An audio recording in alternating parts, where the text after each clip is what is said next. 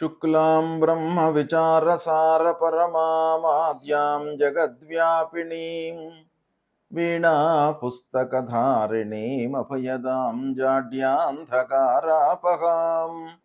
हस्ते स्फाटिकमालिकां विदधतीं पद्मासने संस्थितां वन्दे तां परमेश्वरीं भगवतीं बुद्धिप्रदां शारदां।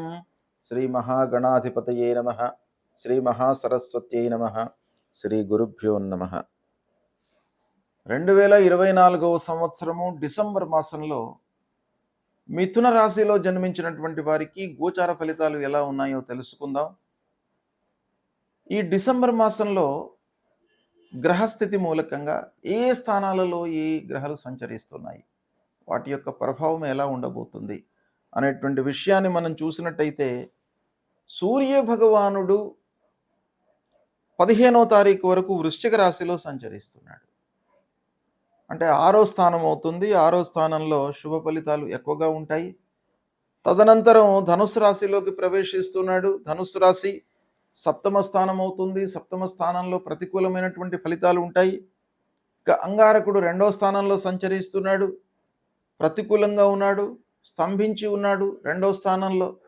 అంటే ఎక్కువ రోజులు ఉంటున్నాడు, ఉండవలసినటువంటి సమయాన్ని కంటే కూడాను ఎక్కువ రోజులు కర్కాటక రాశిలో ఉంటున్నాడు. 2వ స్థానంలో స్తంభించి ఉన్నాడు, ప్రతికూలం.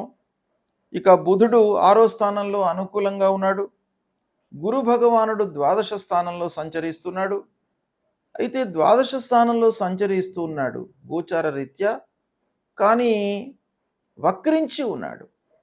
ఆ వక్రం మూలకంగా మనకు ఏకాదశ స్థానంలో సంచరిస్తున్నటువంటి ఫలితాలు కూడాను కొంతవరకు ఈ మిథున రాశి జాతకులకు కలిగేటువంటి అవకాశాలు కూడా ఉన్నాయి. కాబట్టి గురు ద్వాదశంలో ఉండడము, ఏకాదశ స్థానంలో వక్ర ఫలితాలు రావడం మూలకంగా కొంత యావరేజ్గా మంచి ఫలితాలు ఉండేటువంటి అవకాశాలు ఉన్నాయి గురు ప్రభావం మూలకంగా.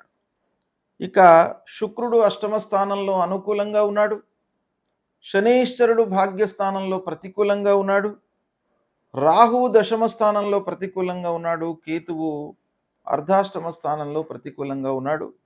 ఈ విధంగా ఎక్కువ గ్రహాలు గోచార రీత్యా ప్రతికూలమైనటువంటి స్థానాలలో సంచరిస్తున్నాయి గనక ప్రతికూలతనే ఎక్కువగా గోచరిస్తుంది. అయితే గురు భగవానుడి యొక్క వక్రత్వం మూలకంగా కొంత మంచి ఫలితాలు ఉండే అవకాశాలు ఉన్నాయి. ఇకపోతే ఓవరాల్గా ఈ గ్రహస్థితి మూలకంగా సమిష్టి ఫలితాలను చూసినట్టయితే ప్రతికూలతనే ఎక్కువగా గోచరిస్తుంది. కొన్ని సందర్భాలలో, కొన్ని విషయాలలో మంచి ఫలితాలు మినహాయించి ఎక్కువ మోతాదులో ప్రతికూలం ఉండే అవకాశాలే ఉన్నాయి. కనుక నిర్ణయాలు మీరు జాగ్రత్తగా తీసుకోవాలి, ఆచితూచి వ్యవహరించాలి. 1కి 4 సార్లు ఆ విషయం గురించి ఆలోచించాలి. కూలంకషంగా ఆ విషయం గురించి మనం తెలుసుకోవాలి. అప్పుడే ఆ పనిని ప్రారంభించాలి. ఇక 1-2 వారాలలో, మొదటి 2 వారాలలో ఉద్యోగం చేస్తున్నటువంటి వారికి శుభ సమయము బాగా కలిసి వస్తుంది. ప్రభుత్వ ఉద్యోగులకు, ప్రైవేటు ఉద్యోగులకు, కార్పొరేట్ వ్యవస్థలో పనిచేస్తున్నటువంటి వారికి అందరికీ కూడాను మొదటి 2 వారాలు బాగా కలిసి వస్తాయి. ఇక ఆ 2 వారాలే కాకుండా ఇంటి వాతావరణం కూడాను మీకు అనుకూలంగా ఉంటుంది. భార్యా పిల్లలతో సంతృప్తిగా వ్యవహరిస్తారు, సంతృప్తిగా ఉంటారు. మీకు 1000 ఏనుగుల బలాన్ని పొందుతారు. కుటుంబ వ్యవహారము, కుటుంబ వాతావరణం మీకు అనుకూలంగా ఉంటే ఎన్నైనా కూడాను బాహ్య ప్రపంచం లోపల మీరు అద్భుతాలను సృష్టించేటువంటి అవకాశాలు ఉంటాయి. కాబట్టి ఇది ఒక మీకు శుభ సూచకం. గురు భగవానుడి యొక్క అనుకూలత ఉంది, శుక్రుడి యొక్క అనుకూలత కూడాను బాగా ఉంది. కాబట్టి మీరు సంతృప్తిగా ఉంటారు.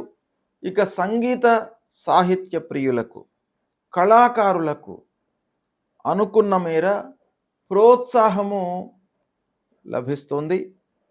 అయితే కొన్ని విషయాలలో కొంత మనస్తాపానికి గురయ్యేటువంటి అవకాశాలు కూడా ఉన్నాయి కళాకారులు. కాబట్టి కళాకారులు మరీ ఎక్కువగా ఊహించుకోకుండా మీకు ప్రోత్సాహం వస్తుంది, ప్రజల నుండి ప్రోత్సాహం వస్తుంది, దర్శకుల నుండి వస్తుంది, విమర్శకుల నుండి వస్తుంది, ప్రోత్సాహం మట్టుకు మీకు లభిస్తుంది.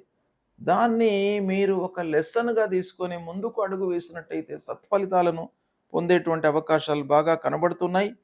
ఇక 3, 4 వారాలలో మట్టుకు ఈ మిథున రాశిలో జన్మించినటువంటి వారు ప్రత్యేకంగా ఆరోగ్య విషయమై జాగ్రత్తలు తీసుకోండి.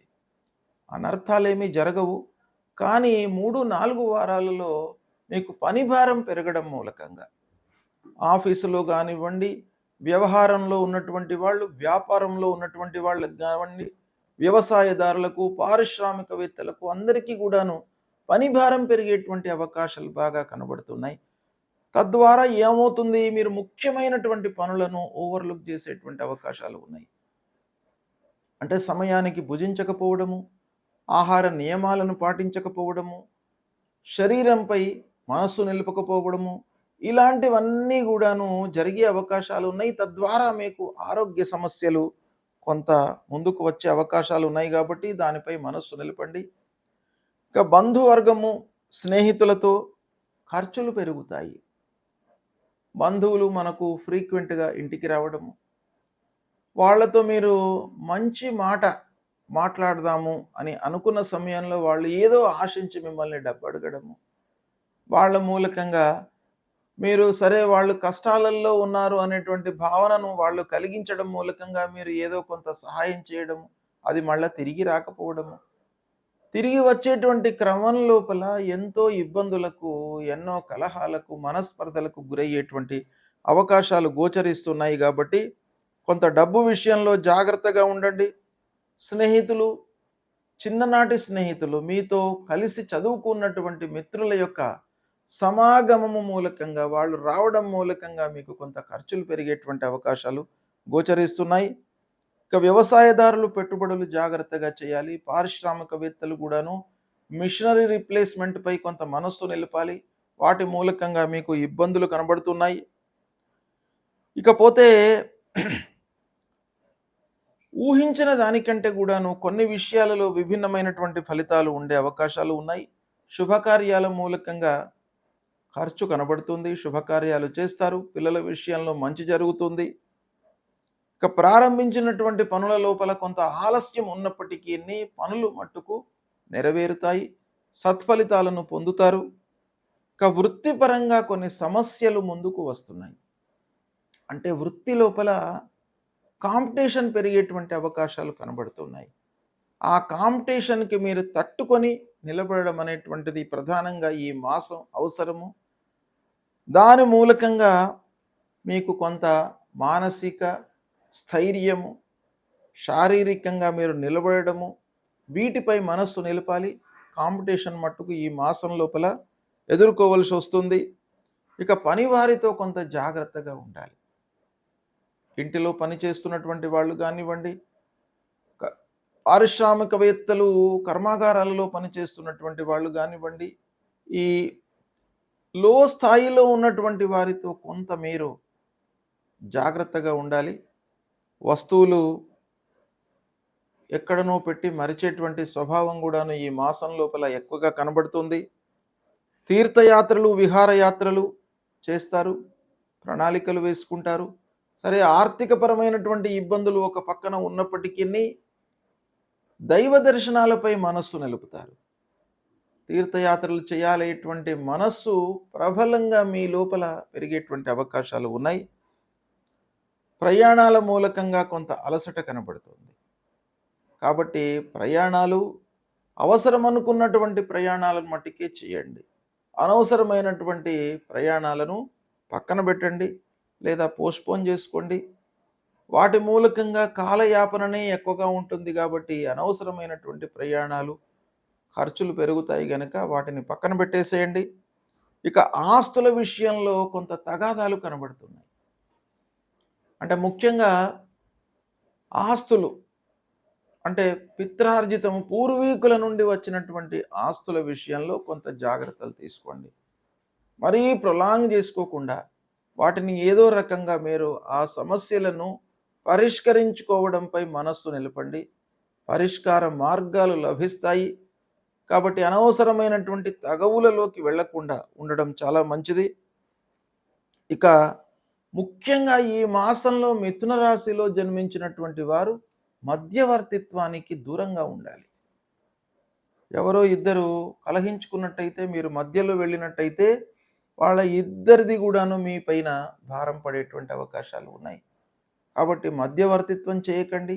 మధ్యవర్తిత్వం చేసినట్టయితే అన్ని రకాలుగా మీకు అనర్థమే కనబడుతుంది. కనుక జాగ్రత్తగా ఉండండి. ఈ విధంగా గ్రహస్థితి మూలకంగా ఫలితాలు ఉన్నాయి. ఇక మిథున రాశి జాతకులకు ముఖ్యంగా గురు భగవానుడు, శనైశ్వరుడు, రాహువు, కేతు ప్రధానమైనటువంటి గ్రహాలు. ఈ గ్రహాలు ప్రతికూలంగా సంచరిస్తున్నాయి. కాబట్టి గురుప్రీత్యర్థమై దత్తాత్రేయ స్వామిని కొలవండి. దక్షిణామూర్తి స్తోత్రాన్ని పారాయణం చేసుకోండి. ముఖ్యంగా తల్లిదండ్రులను సేవించండి. గోవును సేవించండి. గోమాతను సేవించండి. గోమాతను సేవించడం మూలకంగా మీకు అన్ని దేవతల యొక్క అనుగ్రహం లభిస్తుంది. కాబట్టి గోమాతను తప్పకుండా మీరు నిత్యము వీలైతే దర్శనం చేసుకోండి. ఆ గోవును ఒక్కసారి స్పృశించి నమస్కారం చేసుకున్నట్టయితే మీకు అందరి అనుగ్రహము లభిస్తుంది. తల్లిదండ్రుల అనుగ్రహం లభిస్తుంది. దేవతల యొక్క అనుగ్రహం లభిస్తుంది. అందరి అనుగ్రహం కూడాను ఆ గోమాత మూలకంగా మీకు లభిస్తుంది. కాబట్టి ప్రతినిత్యం కూడాను గోవును సేవించండి. ఆంజనేయ స్వామి దేవాలయానికి ప్రత్యేకంగా ప్రతినిత్యము వెళ్ళండి. ఆ హనుమాన్ చాలీసా పారాయణాన్ని చేయండి. అమ్మవారి దేవాలయానికి వెళ్ళండి. అమ్మవారిని సేవించండి. విఘ్నేశ్వర స్వామిని సేవించండి. ఏకకాలంలో మీరు ఇవన్నీ కూడాను ఉన్నటువంటి దేవాలయాలు ఉంటాయి. మీకు సమీపంలో ఆంజనేయ స్వామి, విఘ్నేశ్వరుడు, శివుడు, సుబ్రహ్మణ్య స్వామి, అమ్మవారు, గోమాత, గోశాల ఉన్నటువంటి దేవాలయం ప్రాంగణాన్ని మీరు చూసుకోండి. అన్నీ ఒక్కమారు అయిపోతాయి. కాబట్టి ఇలాంటి దేవాలయం చూసుకొని మీరు ప్రతినిత్యం కూడా వెళ్ళి 1-2 నిమిషాలు నిశ్చలమైనటువంటి మనస్సుతో ఆ భగవంతుడి ముందు నిలబడి ప్రార్థన చేసుకొని మీ కార్యకలాపాలను మీరు కొనసాగించినట్టయితే తప్పకుండా మీకు శుభ ఫలితాలు కలుగుతాయి. శుభం.